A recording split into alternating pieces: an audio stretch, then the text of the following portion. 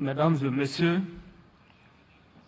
honorables participants à cette 11e conférence de Moscou pour la sécurité internationale, c'est un plaisir et un honneur pour moi de m'adresser à vous de manière solennelle ici, pour la 2e année consécutive, au nom de la République du Mali. L'invitation adressée à mon pays et l'intérêt renouvelé de cette assistance pour entendre notre point de vue est un signe de l'importance stratégique de la sécurité en Afrique et particulièrement au Sahel dans la recherche d'une sécurité globale. Je réitère donc ici les remerciements de son Excellence le colonel Assimi Goïta, président de la transition, chef de l'État du Mali, à son Excellence Vladimir Poutine, président de la Fédération de Russie, pour son implication constante et constructive pour la sécurité dans notre région. Je félicite également mon homologue, Sergei Shoigu, ministre de la Défense de la Fédération de Russie, pour l'organisation parfaite de cet événement de premier plan. Je remercie enfin le peuple russe pour son hospitalité envers la délégation du Mali et son soutien fraternel envers le peuple malien. Il y a un an, à cette même tribune, j'exposais la vision malienne des défis sécuritaires auxquels est confronté le continent africain en général, avec un regard particulier sur l'Afrique de l'Ouest et le Sahel, ces espaces sous-régionaux au sein desquels le Mali occupe une place centrale. J'expliquais ici l'impact négatif de l'insécurité que subit notre région, où notre incapacité collective à trouver des solutions appropriées se traduit par un retard économique. Cette malheureuse situation continue de se développer, d'autant que les facteurs géopolitiques, climatiques et sociologiques sous-jacents restent défavorables tant à l'échelle mondiale, régionale que locale. Surtout, il est regrettable de constater qu'encore aujourd'hui, alors que l'Afrique reste totalement inaudible sur les grands problèmes mondiaux, les puissances étrangères continuent de dicter les modes de gestion des problèmes africains. Leur complexe de supériorité et leur arrogance ne cessent de frustrer nos populations et d'humilier nos gouvernements. L'actualité nous le montre encore avec les crises au Mali, au Burkina Faso et au Niger, États centraux du Sahel liés par la géographie, l'histoire et la sociologie. Il est donc important de rappeler devant cette audience éclairée la nature des menaces et défis liés à la sécurité en Afrique avant d'expliquer les raisons de l'échec des initiatives de coopération militaire expérimentées pour les maîtriser. Cela permettra d'ébaucher la vision malienne des solutions et stratégies appropriées pour corriger notre trajectoire collective.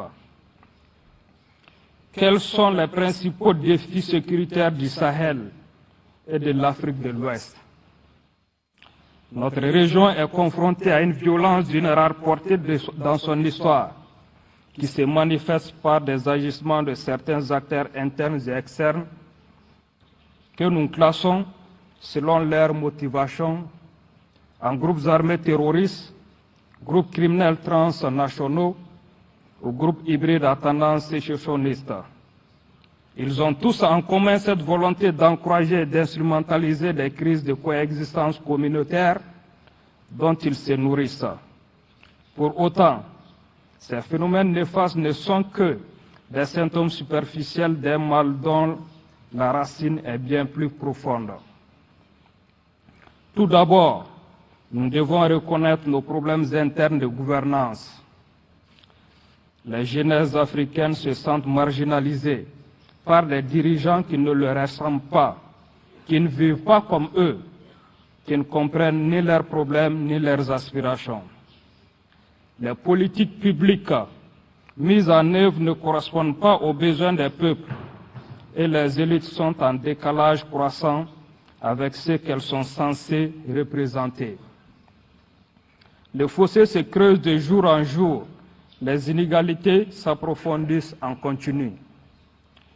Ce décalage s'explique par le fonctionnement de nos jeunes États africains, qui est encore marqué par l'héritage des sombres périodes d'humiliation et de domination étrangère. La barbarie des siècles d'esclavage et de colonisation et la perfidie des postures universalistes de la période néocoloniale actuelle ont laissé des traces.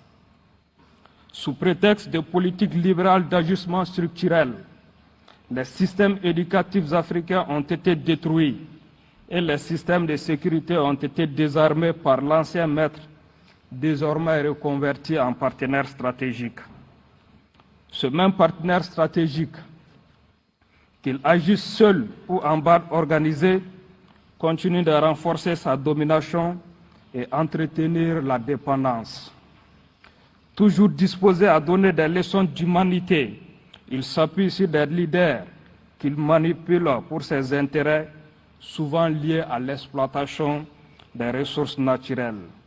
Il allume des incendies ravageurs qu'il fera ensuite semblant de venir éteindre en proposant des solutions miracles. L'attaque contre la Libye en 2011 est la parfaite illustration de cette pratique mafieuse. Cette stratégie préméditée de déstabilisation du Sahel a fait de mon pays, le Mali, la première victime. Malheureusement, sous les regards moqueurs et condescendants des voisins inconscients du danger qui les guette, le feu s'est étendu dans toute la région.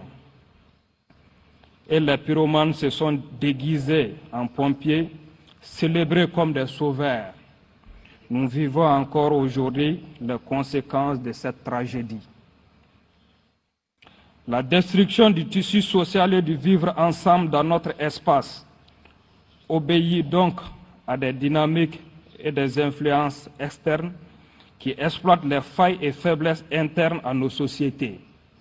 Pour autant, l'ère n'est ni à la victimisation, ni au fatalisme.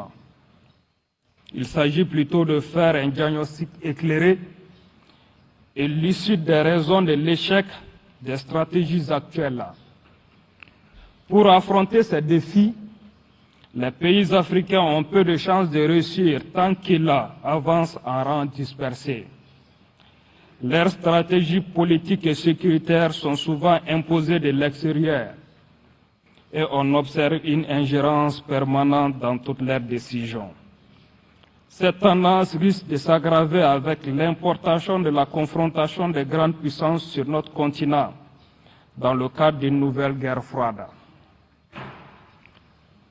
Cela concerne non seulement les grands débats d'importance planétaire comme les questions climatiques ou la gestion des pandémies, mais aussi les politiques intérieures. Ainsi, certains chefs d'État sous influence, dont les pays ont une densité de population 10 fois moins faible qu'en Europe, reprennent à leur compte les solutions biaisées au contrôle de la démographie et imposent avec zèle des restrictions de naissance à leur propre population pour satisfaire l'hystérie anti-migratoire des pays européens. D'autres États jouent avec brutalité le rôle des gendarmes ou des gardes frontières au profit des mêmes pays européens qui leur donnent des miettes pour empêcher leurs frères de se déplacer, au mépris des droits et des intérêts de leurs propres frères. Les institutions régionales et sous-régionales, dont le financement est négligé par leurs propres membres, survivent grâce aux fonds extérieurs et doivent donc obéir à ceux qui les payent. Elles sanctionnent leurs membres sous le diktat étranger, sous les injections d'une puissance néocoloniale. À force d'imiter leurs maîtres, elles persistent dans le ridicule et mobilisent contre elles les peuples désormais éveillés. Dans ce contexte, les remèdes appliqués contribuent à aggraver le mal. Mon pays, le Mali, est depuis longtemps victime de cette attitude désastreuse qui touche désormais le Burkina Faso et le Niger. Les menaces actuelles d'agression collective contre le Niger, sous les ordres à peine voilés de la France, en sont la forme la plus lâche et dangereuse pour la communauté ouest-africaine.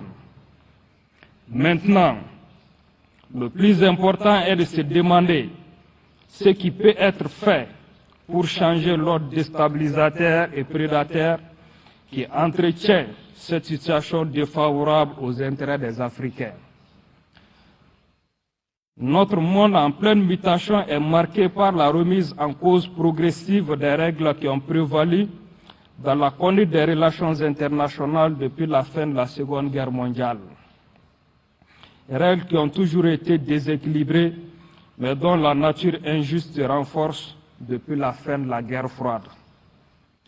Dans ce monde globalisé et interdépendant, la puissance de l'Internet et des médias sociaux a créé un nivellement sans précédent de l'accès à l'information et des capacités d'influence.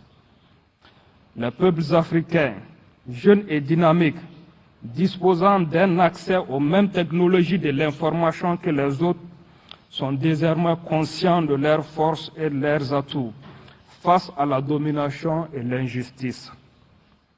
Ils brisent le monopole des médias et des narratifs imposés. Il appartient aux États d'en faire autant pour que l'Afrique occupe toute sa place sur la scène mondiale.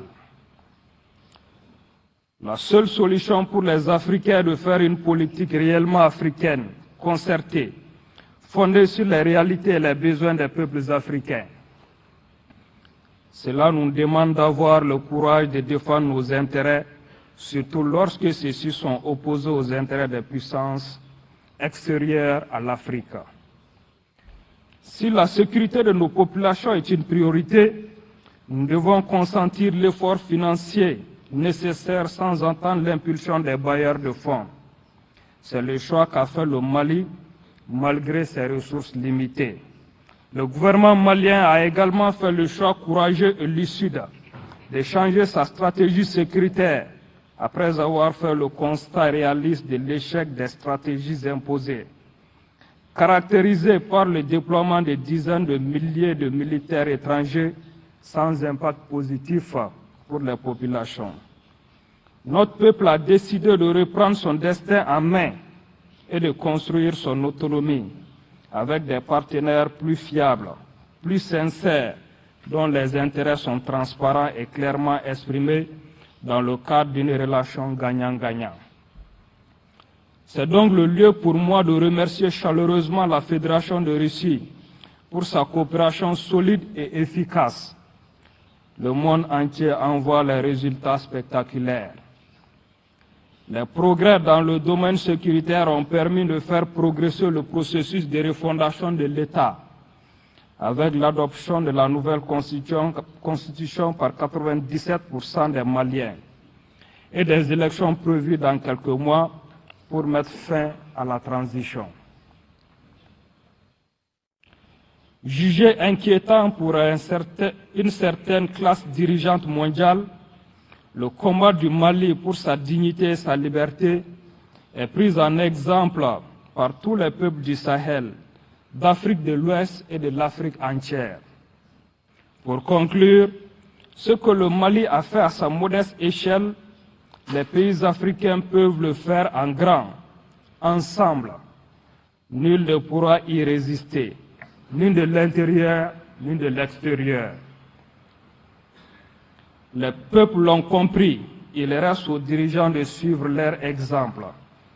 L'incurie des organisations régionales, incapables de trouver des solutions, mais promptes à condamner, menacer, sanctionner, voire attaquer militairement les peuples libres, engendre la création de nouvelles formes d'alliances basées sur la perception d'une communauté de destin et prête à se structurer et concurrencer l'architecture existante. Le chemin reste long et tortueux, mais nous sommes résolument optimistes, car l'ambition de redressement et de refondation de l'Afrique dépasse toute autre considération. Je lance donc un appel à la jeunesse africaine, fière et combative, prête à résister à la domination injuste. C'est à elle de se lever pour défendre ses intérêts et son honneur. Personne d'autre ne le fera. C'est une responsabilité générationnelle. Je vous remercie de votre aimable attention. Благодарю вас, господин министр.